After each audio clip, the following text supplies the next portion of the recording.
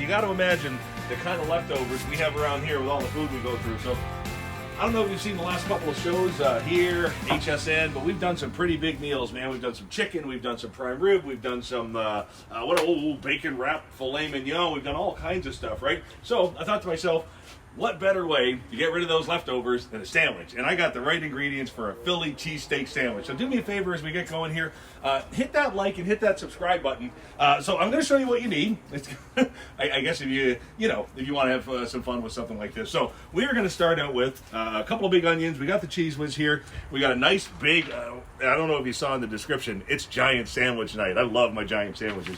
And when I say leftovers, holy cow, you guys. So like I said, we had some pretty big time shows coming up, so I want you to see what's going to go into the making of this Philly cheesesteak. Yeah, man. So I got some prime rib. No, I didn't bother taking that anywhere. We're going to shave it ourselves, or at least we're going to try to. I got some chicken that we did, and these are bacon wrapped fillets. And you see that? That's garlic. If I can't even describe to you how good this smells right now. We are going to start with the onions. Now, a good sandwich needs good onions. Don't ever ignore the onions, okay? So here's what we're going to do. Chop them any way you want. I decided I wanted to play with one of my toys tonight. So let's come on in here and have a look. I assume this, I don't use these much, so. See? Whoa! Hey-oh. Well, that's faster than me. And done. Wow. Well, food processors are fun, aren't they? So let's take that off for now and that off for now. And we'll take even that off for now. I hope I don't live to regret that. So let's take our butter and our onions over here. So we are using our Blackstone range top combo. You know we love this thing. Super versatile. I'll get into all that kind of stuff. And I'm going to give you a little tip tonight, okay? Like I said, onions can make a sandwich. There's no doubt, right? So I want you, the next time you do onions, to brown your butter. All right? Now, browning your butter basically means you're going to brown your butter. See all the bubbles there? That's the milk fat. And then once those bubbles stop, that means that the milk fat has burnt off. So it just takes an extra second or so. And what it does too is it stops a lot of the burning from happening. I know it's brown butter and it seems darker. It's going to give whatever you put in there a really nice color, but it's actually going to deter it from burning, because basically what you've done now is you've made ghee. All right?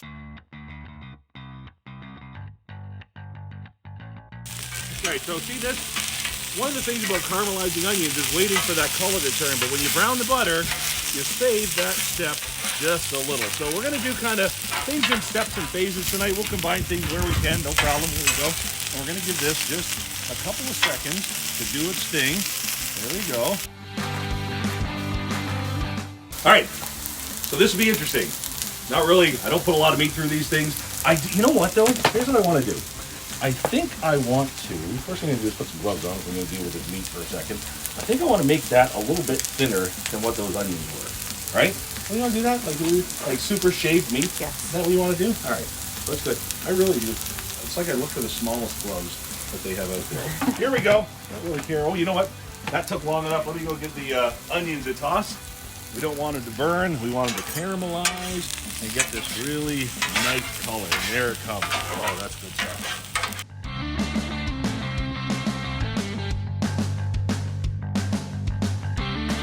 There we go. Let that keep going. And let's see if we can shave this meat down a bit. So the chicken I'm going to leave alone. All right, we'll let that be. So here we go. All right, so let's put that in there. Here we go. We ready?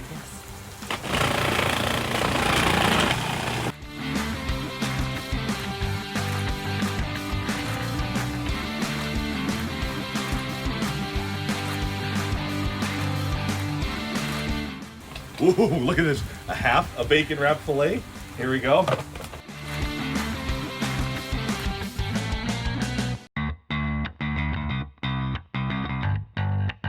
And that is perfect. Oh my goodness, is that ever going to be good? All right, here we go. Perfect. Look at that. Oh, now my grill's on high, which is kind of where I want this to live right now because we're doing different kinds of food. And we're going to keep all three burners going. If you wanted to, though, you could do that thing where you slide these to the side and leave that on warm. That's what these burners are kind of fun for. But we are not really worried about that right now. So I'm going to take the onions off. Now, actually, I wish I had the man's name. we had somebody leave a comment, and it makes me feel good because we haven't really done a Philly cheesesteak video for a while, and this man had a pretty good memory. He's like, whatever you do, don't put green peppers in it this time. Okay. So, all right, so let's bring a little bit of this brown butter back into the center here for some mushrooms. There we go. All right, so I'm going to go ahead and take these mushrooms and just let them live over here. All right, mushrooms can take a while. That's fine. Let them do their thing. The moisture will come all out of them. There we go. I'm going to get a little bit of salt, pepper, and garlic to live there. And let's go ahead and take our meat concoction and get this going. Oh boy. Oh yeah, this is great. Look at this, you guys. You want to talk about the best inside of a sandwich? Here we go. And let's bring over our chicken. Oh my goodness, to add into that. And oh, look at that. Look at that. Yeah, that's happening. That really happened. Look at the color coming on these. Listen, you guys, I don't know if you're kind of in that decision-making process for a new piece of equipment this season.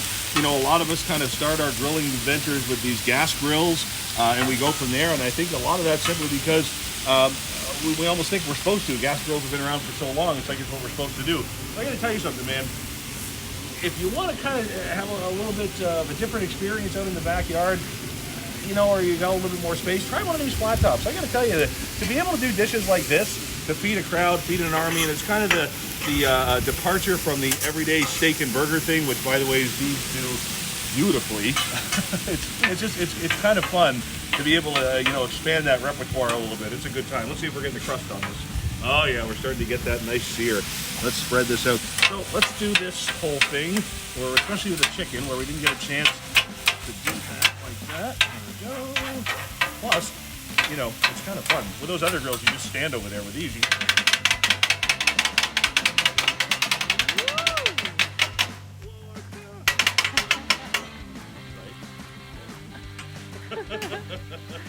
Well, I didn't have a look, you guys.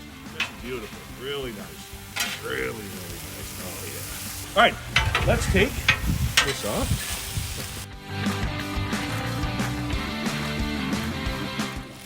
Okay, so here's what I'm going to do. I'm going to utilize my space. All right? Zip, zip, zip, zip. So, listen, I have done a big Philly cheesesteak sandwich before, and I got to tell you, a little embarrassed. All right? And the reason is the bread. I really dropped the ball on the bread. You know what I did with the bread?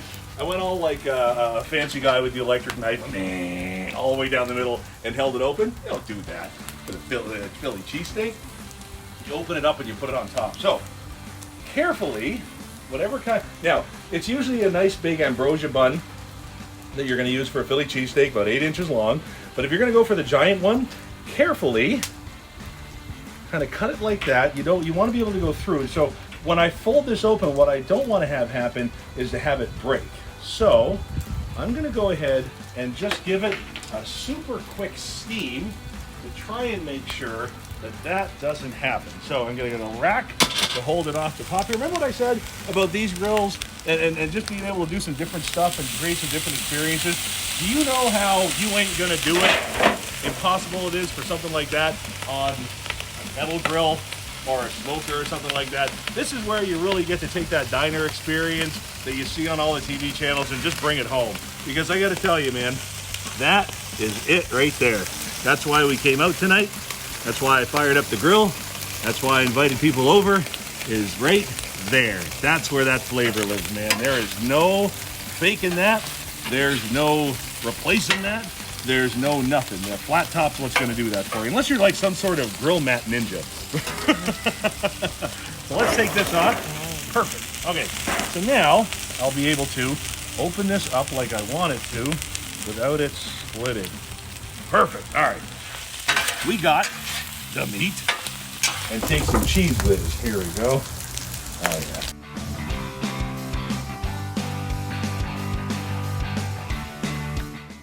There we are. So I got cheese whiz on half of it. There we are. Again, that's my half. Oh, where's our provolone? There we go. I got that. I got that. So now let's bring this over. I'll get ready to make my pile. Yeah, so yeah, like I said, last time around I was pretty embarrassed with my bun work, and I had nobody. Oh, look at that! Look! Look at that! Okay, beautiful. So we have this right. I need. Oh, you know what? I need a landing pad, or I need a. Here, I need a runway. So there we go. All right. So get that pretty even. There we go. And a little more here. And then mushrooms on one half, the good half. All right, that half is also going to have the provolone cheese. Oh man, this is it. This is getting exciting now. Here we go. All right, so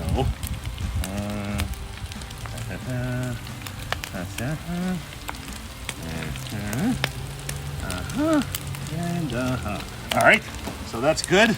Now the cheese whiz half is going to go on the mushroom half, and we got ourselves a nice sandwich just like that. Okay, we're looking good. So now we got to do this part.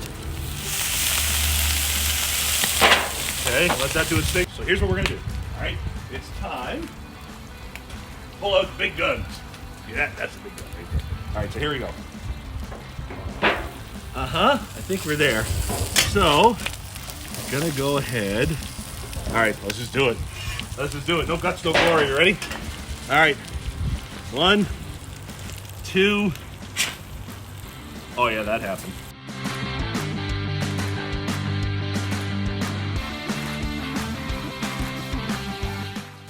That is the biggest gosh darn Philly sandwich you ever did see there.